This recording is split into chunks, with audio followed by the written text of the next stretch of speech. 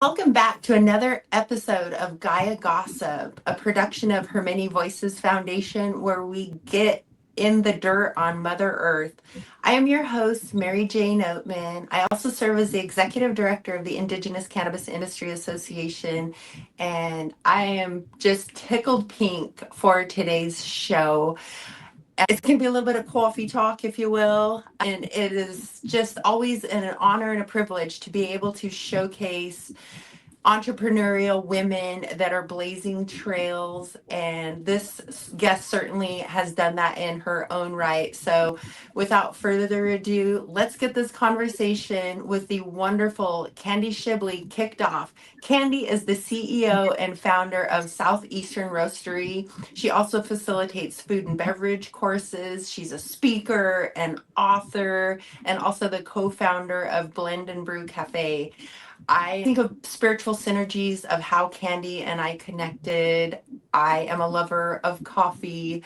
And so when we were planning our Washington, D.C. policy summit, there was a spiritual alignment that occurred to bring many women together. So to be able to have Candy as our guest today for this Gaia Gossip conversation is a full circle moment. So I'm not going to take any more away from Candy being able to just share a little bit about yourself with our listeners. Again, thank you and welcome to Gaia Gossip. Thank you so much. Thank you for having me.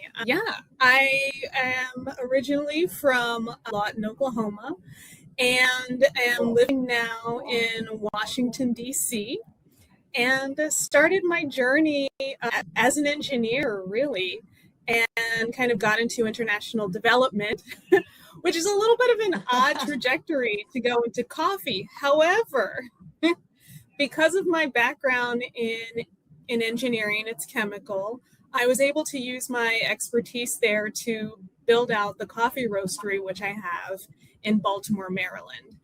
And that's really the basis of the Southeastern Roastery Coffee Company that I have, Blend and Brew, which also brings coffee to a medical facility, and have always been a lover of food, agriculture. We had gardens, and my grandparents had gardens and farms, some hog ranches growing up. And so I've always wanted to do something with people and agriculture and the environment. And this really gives me an opportunity to do that in the coffee sector with an international kind of web going across different cultures, different communities, and all for the betterment of health and empowerment of particularly women through the value chain of agriculture. And so I really appreciate what you all are doing with that as well. Well, I do know that you were discovered by way of me by doing a simple Google search of coffee roasters in the area that were integrating CBD and cannabinoid therapy. And first, thank you to the World Wide Web for connecting us, because as I said, it felt like a very spiritual and synergistic journey, because coffee and cannabis both have very deeply rooted cultural and agricultural histories. And it excites me to see them being brought together, specifically by an entrepreneur such as yourself. What excites you the most about bringing these two worlds together? I think the health aspect, really. I mean, the cannabis plant is really a plant that's used for health, for well-being, for spiritual guidance. Coffee is similarly used that way and has been for generations for many people as well. And so they kind of have a parallel path throughout various cultures.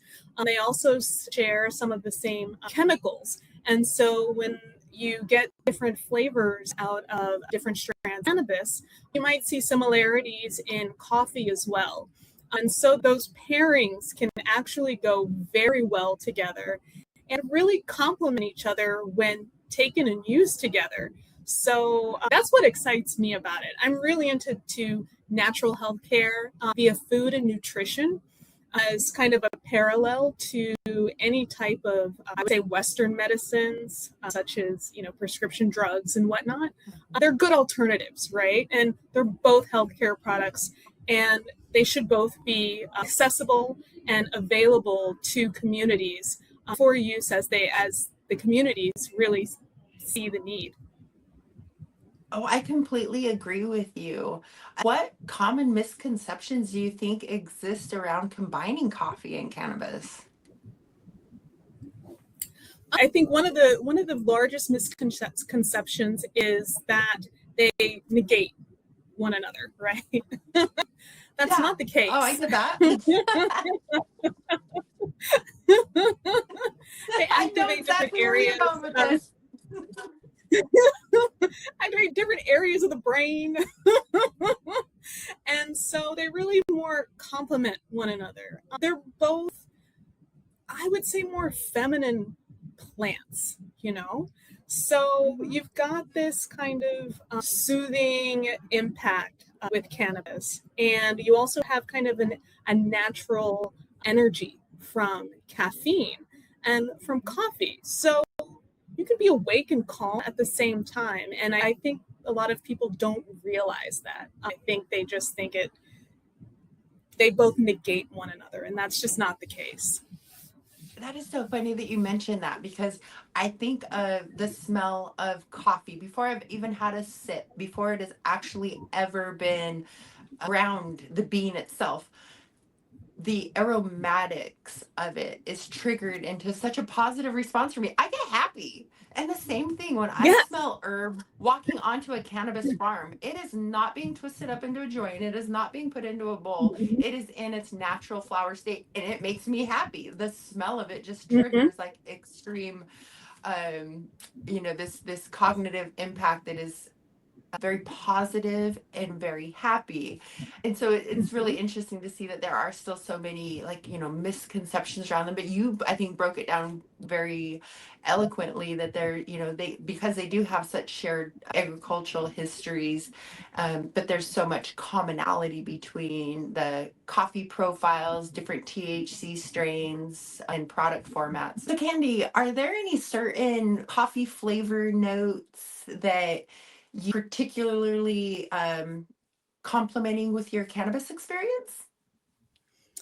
Yes, definitely the berry notes from coffees. I really love the Ethiopian Yirgacheffe coffee just because it has a very natural blueberry, strawberry flavor note profile to it. I love the Guatemalan coffees as well. You'll get from those, particularly the Bourbon, some light tobacco flavoring, as well as chamomile, citrus, lemon that goes well with cannabis as well. So Oh, those are that my is super. favorites. Those are my go-to.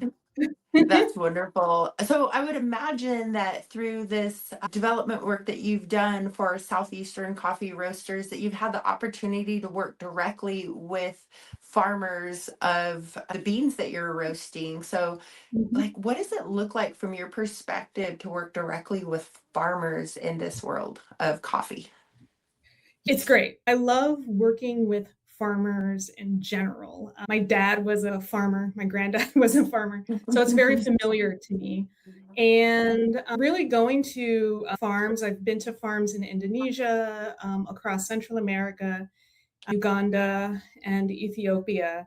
And there is a sense, I think, a shared sense of respect for environment, respect for weather patterns, lifestyles of people. So, for instance, childcare or just kind of being with family. There's a very familiar community respect throughout each of the farm communities that really make me feel at home and really make me appreciate even more what farmers across the globe are doing to produce fresh products that are really attentive to detail and flavoring and to bringing great service with it as well in a way that supports their families. You know, people just want to make a living, and this is a very lucrative way to do that while also providing healthy products. Well, being a woman in the farming world is always trail making. And then, of course, just women in any industry seem to face unique challenges. What are some of those unique challenges that women in coffee production face that kind of might go unseen by us? Yeah, I think it's mostly around healthcare and childcare. So if you're a woman, you're married with a child, for example, you're working to, a lot of women don't pick coffee, but they might sort coffee, for example. They might be doing so with long hours. And so having access to good childcare is something that we don't really think about on this end as we're drinking coffee. That's something that really goes into the production cycle and the farming cycle in these areas. So how do you think that women growers impact or influence like quality, sustainability, or innovation specifically in coffee supply chains? Ooh. So, I mean, women in particular are the more responsible, I think, of the genders most of the time. Across all industries, we can assume, right? And so we're really paying attention to the health of what we grow, our food products for our families and for other communities, because we do recognize that, feeding a family healthy food really improves the quality of relationships, the quality of lifestyles for our families, for other families. And so I think in that way, women really contribute to just acknowledging the need for sustainability and for clean agriculture throughout coffee and throughout all of agriculture.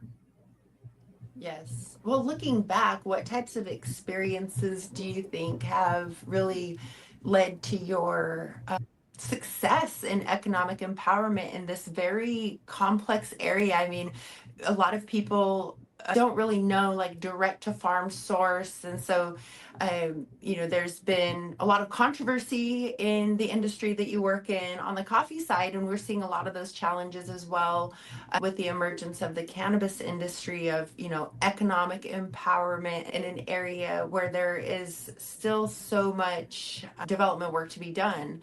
We had a guest on recently where we started talking about agriculture, specifically in the coffee world, that led to the development of fair trade certified, fair trade organic, because of the bad actors or people that are just looking at profit only and not profit plus community benefit, that there's been an evolution, if you will. And so, what experiences have shaped them for their journey for economic empowerment in whatever industry that they're working in? I think having come from a corporate environment where I've experienced, I would say, gender discrimination, probably likely race discrimination in the South as well, and in oil refineries that I've worked in, paper mills, I really felt and do feel like there is a need and a space for women to share and have their voices in the entrepreneurial space.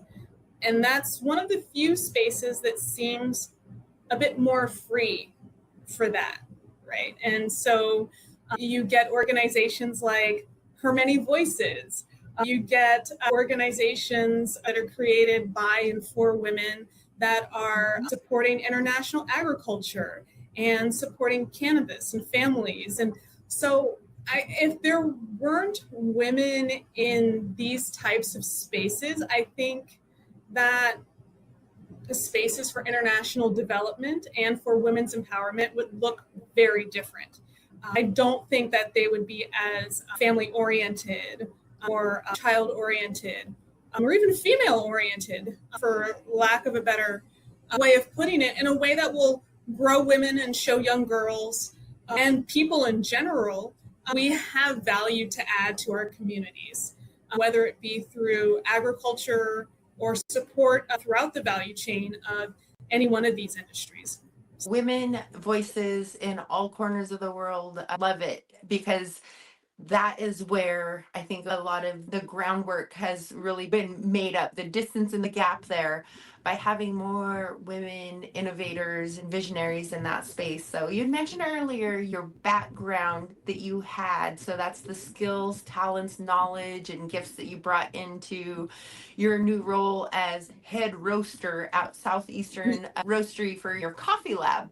You are a scientist doing some very innovative things. And so in my love of learning a little bit more about the folks that I have on as guests, I learned that you recently returned from a national coffee trade show where you showcased your decaffeinated carbonic fermentation coffee. And I was like, that is wild, girlfriend. Like, so you're a scientist We in got to your try that with lab doing cannabis. coffee stuff.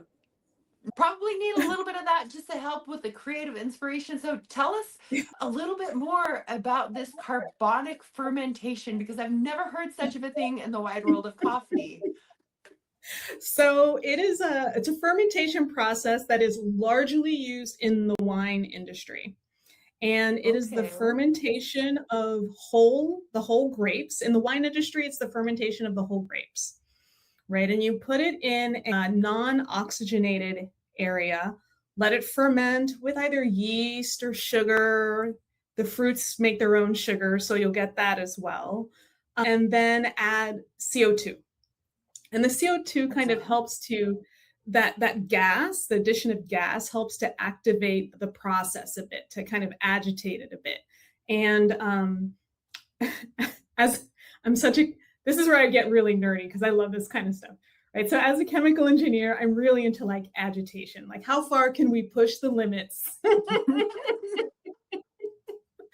to agitate our foods before they get, ridiculous and crazy and kind of gross. So I did that with the coffee. And what I did was I mimicked this same type of fermentation, but with blueberries and whole peaches.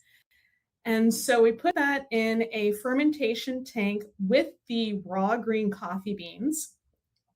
Instead of adding a CO2 using the gas tank, what I did, because we had to add water anyway to rehydrate the bean, is I added carbonated water in a closed process. So it pushed that gas helped push the oxygen out through a gas valve, like an air trap. And then that fruit fermented along with the beans, and you get that sweetness, that sugar that kind of coats from the fermentation of the alcohols from the blueberries and the peaches onto the raw coffee bean. Then let that dry. It took probably about 4 days to dry.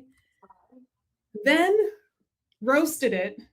And then what came out was a kind of a winey grappa-like flavoring that you would get from a fermentation process. And so what I'd like to do next, and the reason I was like, well, maybe we can try this with like THC and cannabis, right? To in the fermentation as well, to see what happens. But I haven't tried that yet. But it's part of the lab experience, is to just kind of go through different methods of infusing different flavors and providing different flavors and processes for producing coffee. This is usually done at the farm level, and it's usually done with the bean still inside of the cherry of the coffee. So Okay. what is different here is that I've done it at the roaster level after the bean has been removed from the inside of the cherry of the coffee. I am just so blown away. Like when I first started reading your recently published Substack, I was like, this is super cool. This is beyond super cool. So shout out to Candy's Substack, because she talks about this whole process of her journey, sharing about going to that trade show in San Diego, networking with other roasters, and just being in community. With this San Diego World Coffee Trade Show, like kind of break down some of the demographics, women of color, like what was it looking like walking the trade show floor? Okay, so coffee's not very diverse after the farm level. The farm It's level note. I think most folks can imagine where coffee's grown. It's along the equator. So you get, mostly all Black and brown people throughout the value chain of coffee, the producers. Once you get further along the value chain into the production, it gets more Europeanized, more white, and more male significantly. And so when walking the floor, and I'm probably one of the older people in it as well. There are a lot of people in the barista community who are younger, but the folks who are roasters tend to be a little bit older, largely male and largely white. And so it's interesting, and it's also a different perspective, right? Because I have a different perspective as a female of color. And so talking to them, kind of seeing the way different people are doing business is quite interesting. Can learn a lot.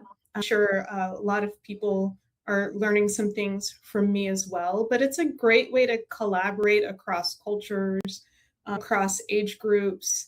And, because of the history of the country, many of I would say the white or European males in coffee are coming from backgrounds where maybe their fathers were in coffee or their grandfathers were in coffee, right? And so there's a lot of experience there, and there's a lot of experience to learn from. So I don't want to negate that experience, right? Because that's great experience to have. I need that to grow. Like, we all need to learn from past experiences to grow. So you just kind of have to appreciate the community as it is and contribute to it, and try and let folks know that there are new players in the game and we have new perspectives, and here we are. I love that, because what you just shared there is, learning from the wisdom of our ancestors or those that came before us, because there is so much tremendous knowledge, especially if they're willing to share, like, these are the mistakes that we made, and we would highly caution you from going down that pathway. I mean, if you like learning the hard way, have at it, but however. And then there's new roasters such as yourself bringing new innovation into what could kind of be considered a fatiguing industry, if you will. So, what are some of the biggest opportunities in innovation that you see right now for just some of the smaller producers? I think the fermentation area has a lot of opportunity in bringing flavor. I think because of climate change and the increase in temperatures throughout the globe, there are going to be opportunities in looking at Robusta coffees that are grown at lower altitudes than Arabic coffees, to kind of push the area of coffee growing from significantly higher altitudes to some of the lower altitudes. One of the, this is controversial, but one of the thoughts that I have is, with climate change, particularly in the US, so we have coffee that's grown in Hawaii, right? It's a volcanic area. Kona. Exactly. But I think what eventually is going to happen is, because of the increase in temperatures, we may be able to, with the experimentation in Robusta coffees, have growth in places like West Virginia or Colorado or in other kind of high altitude regions, but not as high as, say, altitudes in Jamaica or in Hawaii.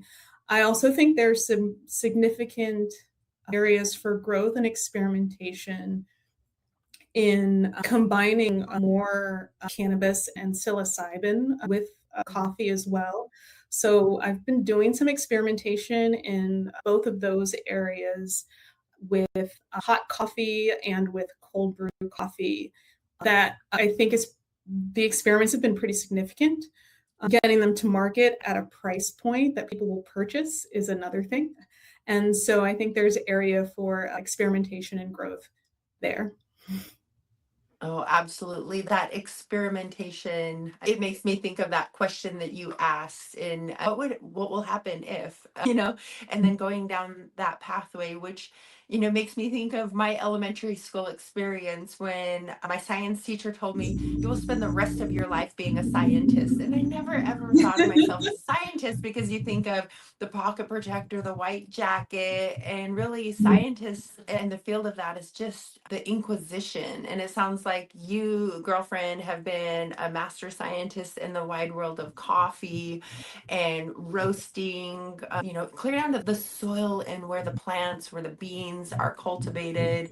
It's all a part of, just one big organic system, which makes me realize, the work that we also do together in agriculture also has a need for the advocacy.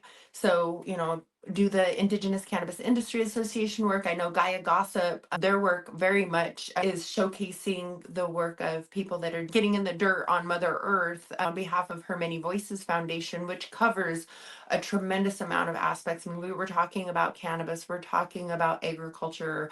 To be able to thread in the coffee conversation made me realize I'm not very aware of advocacy groups to join or to be a part of to help this plant and to help the people that are still increasing, or experiencing predatory activity on the cultivation side or lack of fair market and access.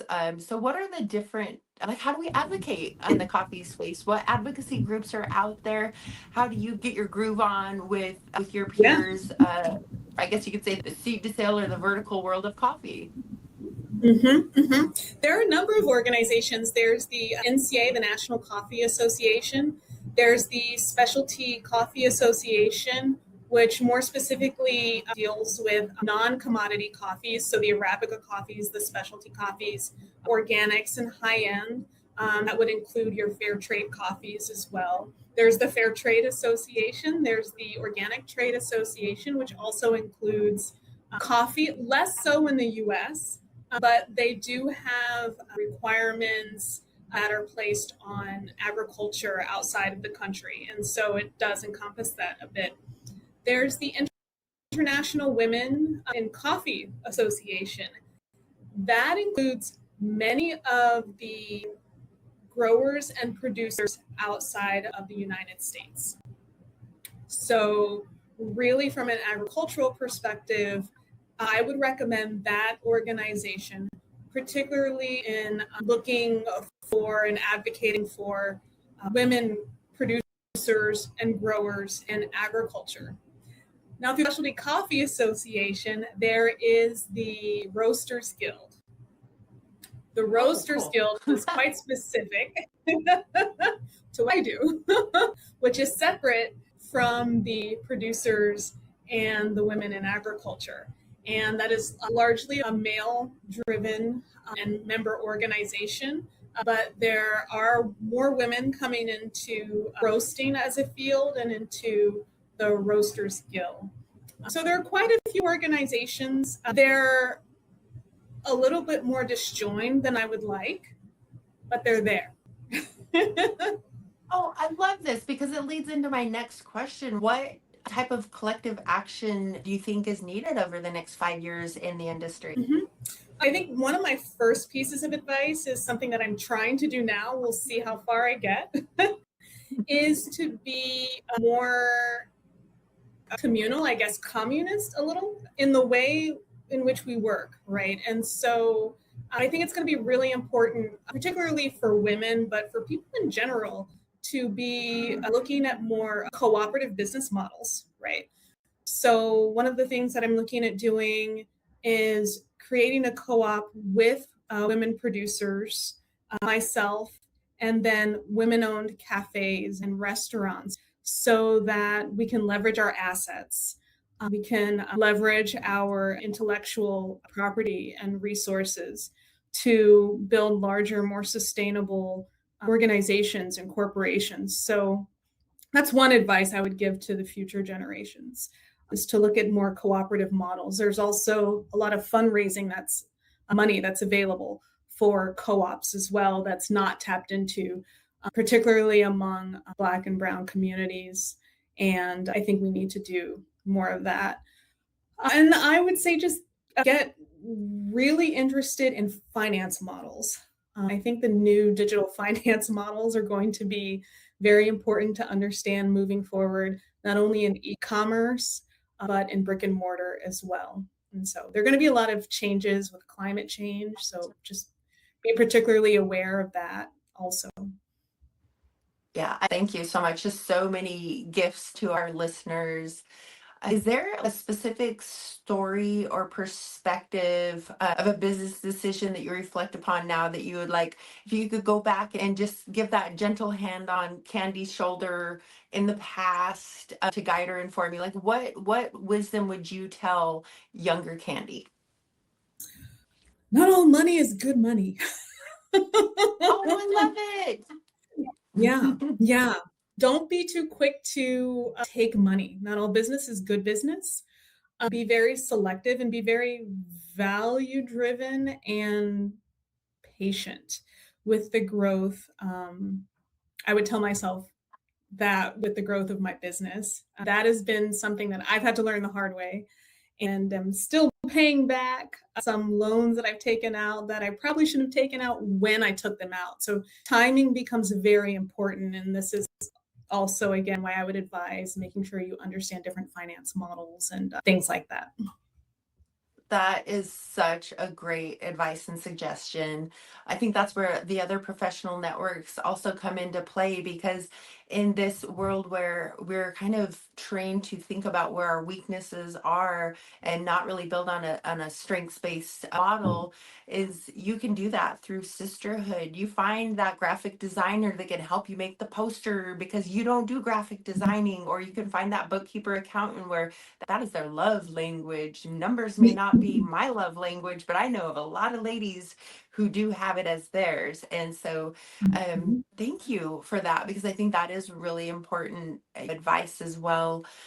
Sometimes the growing pains cause us to make very emotional reactions or decisions that we feel are urgent to make in the moment. Sleep on it, pray on it, smoke on it, take a moment on it, pause and reflect on it. So thank you so much for that, because I think that is another one of those areas where women sometimes fall in line of other people's priorities and losing focus of like, this is our mission and why we're doing this, and then needs abound around us sometimes pull us in different directions. So that piece of advice, I think our listeners are very much going to appreciate. Not all money is good money, and yes, I would wholeheartedly agree with that sentiment.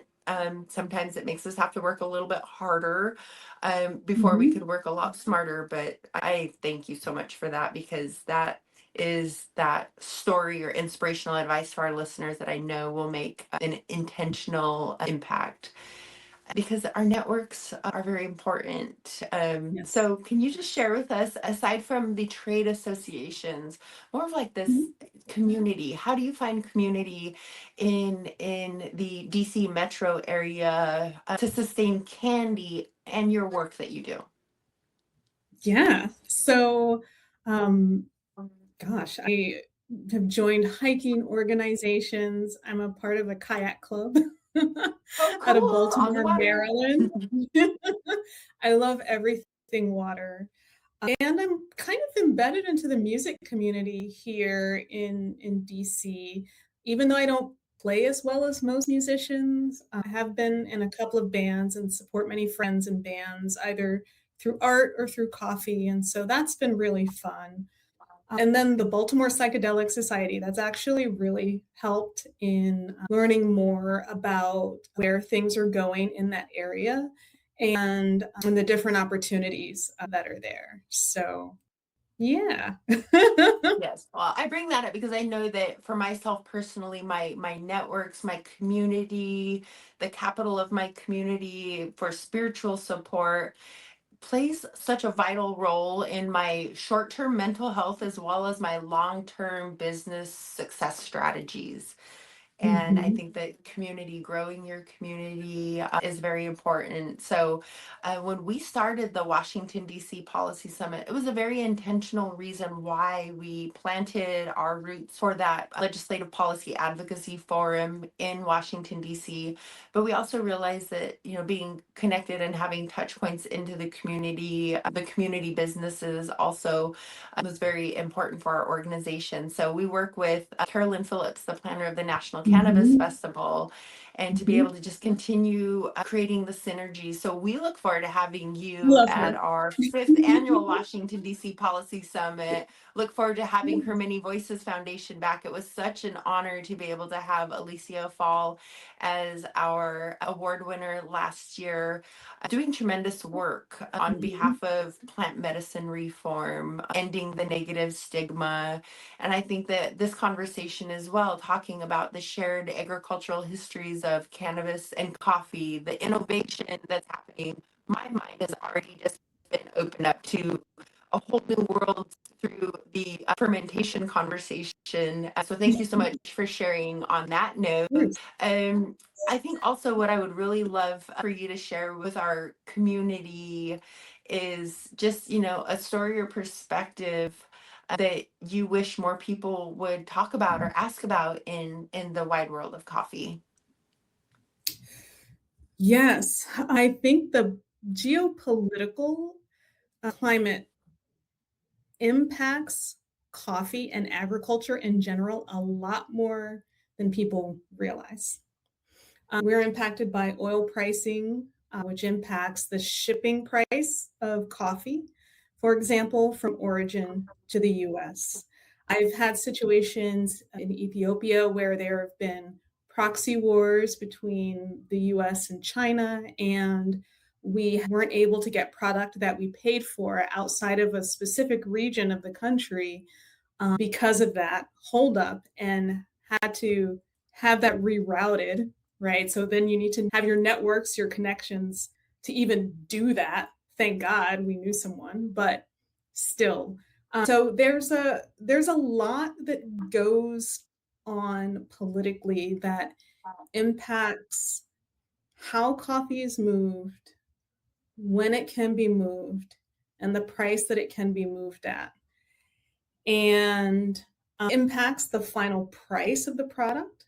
And because we don't grow it here except in Hawaii, which shipping even then has its own challenges, even though it's in state, in the States, it costs. And so a cup of coffee, if we were to pay US prices in employment and insurance for a cup of coffee, it could easily be $10 to $20 for a cup. But because people are working at such low rates in other countries, in exchange rates, we're getting coffee at relatively inexpensive prices. And that's something that we need to be all aware of and just realize the privilege that we have in doing that, and that sacrifices are being made along the value chain a lot of times for that in all areas.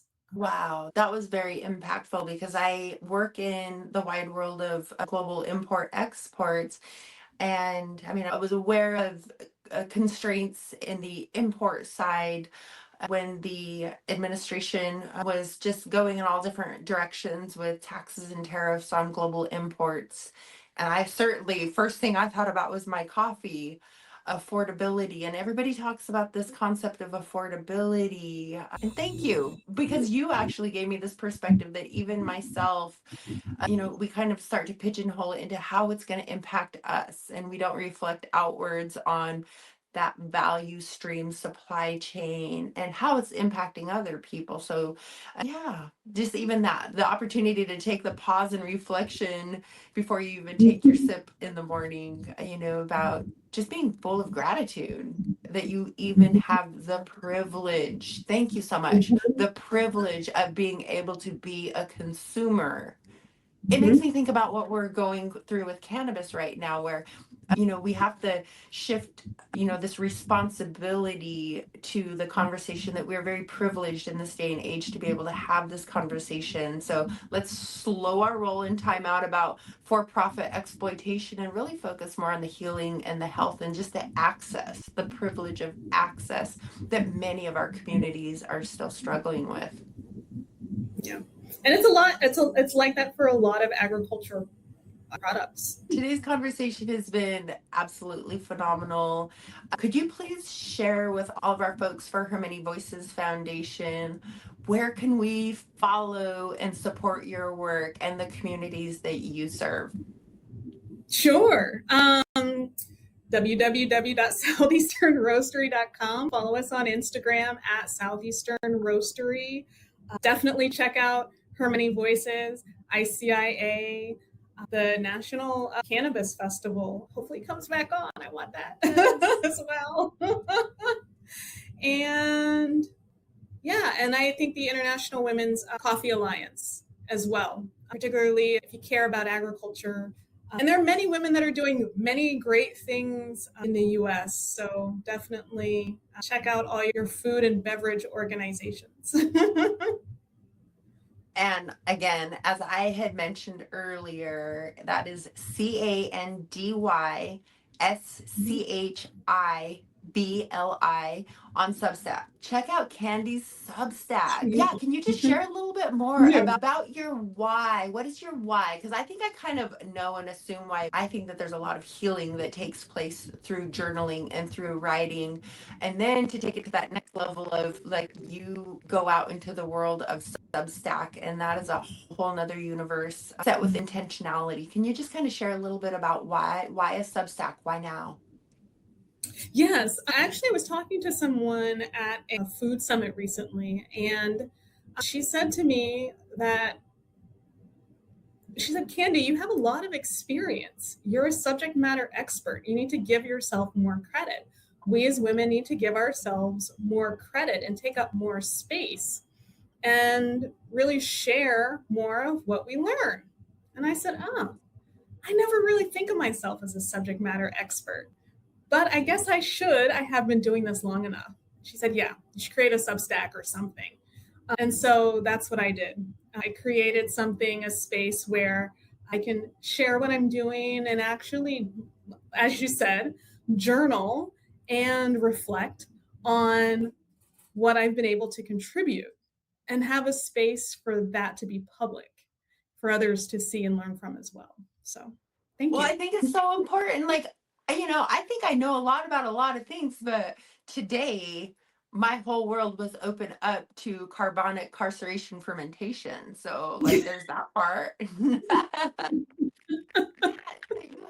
You have gifts. We all individually have gifts, and maybe it is just for our family, our community, and until we realize what that gift is for the world. But I certainly feel as though your formal training background with your passion as a coffee roaster have combined to create something that the world is in need of. Thank you so much for being brave, for being bold, and taking it into the Substack world, because I also believe that your peers in the industry as well will be inspired nonetheless by the work that you're doing with this Substack and with the fermentation process. Thank you. Thank you. As I'm inspired by so many women like you and women ahead of me as well. And so, yeah. Candy, it has been an extreme pleasure to have this conversation today. If you happen to be in the DC metro area, you must stop by Southeastern Coffee Roasters. I'm very excited to see you again, hopefully a couple of times in 2026 in person as I make my Mecca back to Washington, DC. On behalf of Many Voices Foundation and Gaia Gossip, tune in on our next show, and thank you again, Candy Schibli, for sharing all of your gems and highlights and the work that you do as an amazing woman entrepreneur. Thank you so much for having me. It's been a pleasure talking to you. Thank you again for joining us at Many Voices Gaia Gossip. Remember, whatever you do for another, you do for yourself. For more information, head over to hermanyvoices.org to learn more about other programs and get involved. From all of us at Gaia Gossip and Many Voices Foundation, thank you, and until next time.